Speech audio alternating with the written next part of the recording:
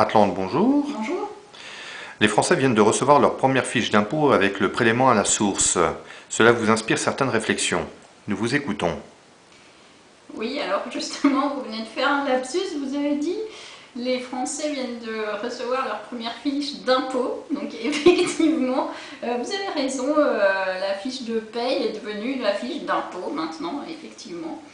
Et finalement, ce qu'on escomptait, c'est-à-dire une espèce de révolte ou de grogne suite à ce premier bulletin de paye en net d'impôt sur le revenu, n'est pas arrivé. Bon, moi j'ai une explication à cela.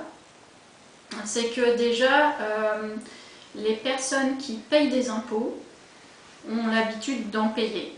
Alors, je vais m'expliquer. En France, il faut le rappeler, parce que c'est très important, une personne sur deux pratiquement, je ne sais pas le pourcentage exact, hein, ça varie, mais une personne sur deux environ ne paye pas d'impôt sur le revenu. Donc sortez dans la rue, une personne sur deux, vous voyez, ne paye pas d'impôt.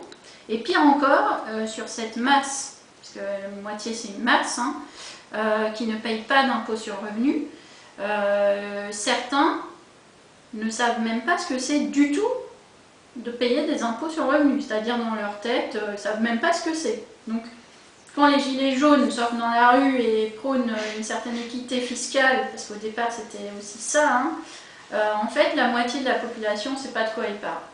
Donc dans cette moitié, j'inclus les smicards, les très bas revenus, parce que les gens qui travaillent ne le savent pas, mais un smicard ne paye pas d'impôt sur le revenu. Donc ça fait une certaine masse, là aussi, de gens qui travaillent, qui ne savent pas ce que c'est de s'acquitter de son impôt. Et ensuite, vous avez cette masse colossale de gens assistés, qui eux, de toute façon, ne savent pas ce que c'est un bulletin de salaire. Eux, ils attendent que ça tombe du ciel, et puis contribuer, contribuable, ça vient de ça, ils ne savent même pas ce que c'est, au contraire, ils rigolent. Donc eux, ils profitent, ils ne contribuent pas. Alors on va dire, oui, bon, ils payent la TVA, tout ça, oui, ça n'a rien à voir. C'est pas le fruit de leur travail, on est bien d'accord, hein, parce que là on parle de l'impôt sur le revenu.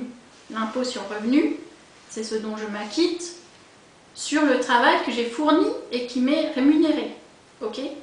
Si vous faites le calcul entre ce que votre employeur verse et ce que vous percevez, déjà à l'époque vous perceviez en net imposable, mais maintenant entre ce que vous percevez en revenu net d'impôt sur le revenu, vous perdez 2 tiers. Je ne sais pas si on s'imagine quand même les milliers d'euros que chacun, grâce à son travail, verse à l'État. C'est colossal. C'est absolument colossal. Vous faites le calcul de tout ce que votre travail rapporte à l'État dans votre famille, par exemple, vous allez voir, c'est des dizaines de milliers d'euros que vous versez chaque année à l'État. Donc, il ne faut pas se poser plus de questions. Ce que vous financez, hein, vous, la moitié qui financez les choses, en fait, vous ne financez pas du flou ou du n'importe quoi. Vous financez l'autre moitié qui ne contribue pas. Voilà, ça, il faut bien se le rappeler et se le mettre dans le crâne, que nous vivons dans un système de redistribution, mais dans un système de redistribution qui est parfaitement injuste. Surtout, je vais ajouter, dans cette moitié qui paye un impôt sur le revenu, évidemment, ce qui va impacter le plus, hein, au niveau du pouvoir d'achat,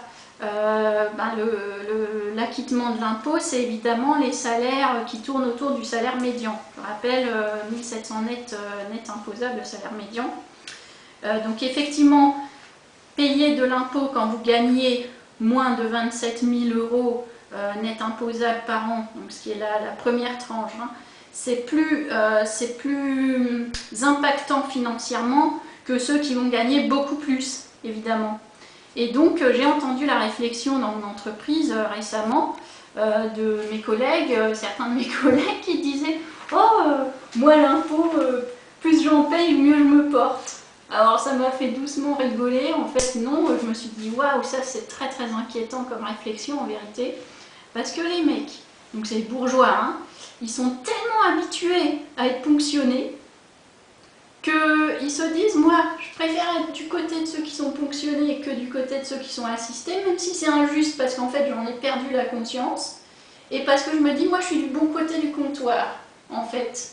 Donc vous voyez le truc vicieux, vicieux que ça entraîne, quoi. Donc ça m'a beaucoup choqué. Et également les gens qui disaient oh moi je m'en fiche, de toute façon j'étais mensualisée. Puis qui s'en vantaient, hein. Moi je suis un bon citoyen, je me mensualise. Bon, alors vous voyez que finalement les Français, hein, ceux qui payent l'impôt en tout cas, étaient prêts à se voir ponctionner au prélèvement à la source, hein, qui indique bien son nom cyniquement aussi, là je trouve ça génial. Hein, on prend l'argent où? Bah, à la source, hein, chez les gens honnêtes qui travaillent, voilà, c'est génial, hein, c'est génial. Donc voilà, tout ça, moi ça me pose un gros questionnement, c'est en fait la notion de consentement à l'impôt. Parce que pour moi, payer l'impôt, c'est pas se faire ponctionner, c'est pas se faire tondre comme un mouton, parce que ouais, c'est comme ça, puis ouais, de toute façon, c'est comme ça, faut être tondu, donc je me fais tondre. Non, je suis pas d'accord, je suis pas d'accord. Pour moi, payer son impôt, s'acquitter de son impôt, c'est un acte. C'est pas anodin. C'est quand moi je vais aux impôts payés, hein, en cash ou en autre chose. Enfin, c'est plus possible puisque maintenant, hein, je vous le rappelle aussi, tout le monde va être obligé de donner ses coordonnées bancaires au fisc, hein, ce qui est complètement nouveau dans l'histoire de France. Quand on allait payer son impôt, c'était un acte de dire ok, moi je suis un citoyen, je finance le système français actuel, donc je m'acquitte tous les trimestres de mon impôt, etc. C'est un acte. Ça, c'était la philosophie française. Et ça s'est perdu. Et d'ailleurs, les gilets jaunes, ceux qui, au départ, dénonçaient une certaine injustice fiscale et qui prônaient une certaine équité fiscale, justement, en fait, ils ne disent pas une chose, c'est qu'avec le prélèvement à la source, on s'est tous fait flouer, puisqu'on ne peut même plus dire à l'État, eh bien maintenant nous ne payons plus l'impôt. Parce que c'est ça qui mettrait vraiment l'État dans un état justement très très dangereux pour lui. On pourrait dire ça, hein, on pourrait dire ça, on ne paye plus l'impôt. L'État ne défend plus nos intérêts, on ne paye plus l'impôt, et ça on ne peut plus le faire. Ça y est, clac, on a les menottes, maintenant on est prélevé à la source. Voilà, donc réfléchissez bien là-dessus et réfléchissez dans quoi, encore une fois, on s'est fait embarquer. Merci.